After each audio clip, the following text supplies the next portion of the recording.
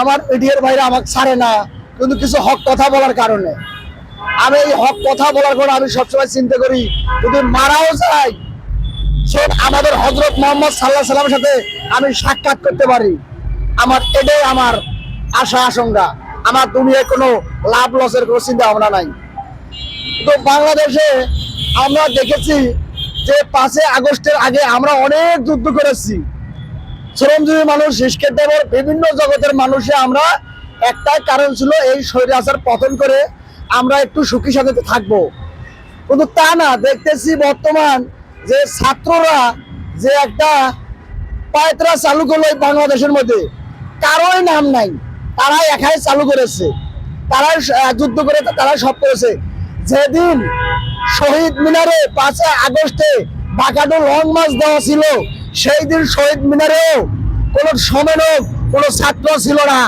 যে সময় আমাদের গরিব দুঃখী স্কেট ড্রাইভার শ্রমিক সবাই যখন এয়ারপোর্ট ব্যারিকেড ভাঙিয়ে যখন আমাদের ব্যারিকেড ভাঙার পর গণভবন দিকেছে, তখন সারা বাংলাদেশের সমন্বয়ক বড় বড় ছাত্র বিসিএস কালার মাস্টাররা বের হয়ে তারা মিষ্টি ফুল শাহবাগ দিকে ছোড়া শুরু করছে।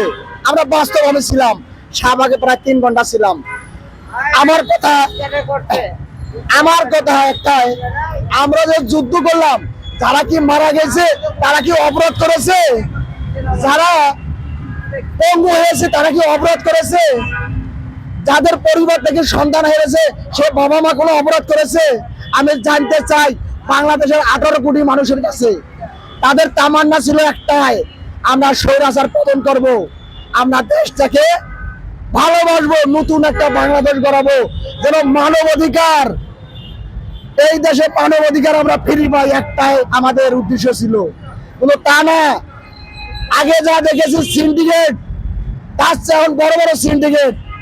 আমার আজ কথা হলো যে একটাই, বাংলাদেশে যে হাই হ্যালো আমার লোক, ওনাকে ছাড়ি দেন, ওনাকে চাকরি দেন, ওনাকে টাকা দেন, ওনাকে মাল দেন।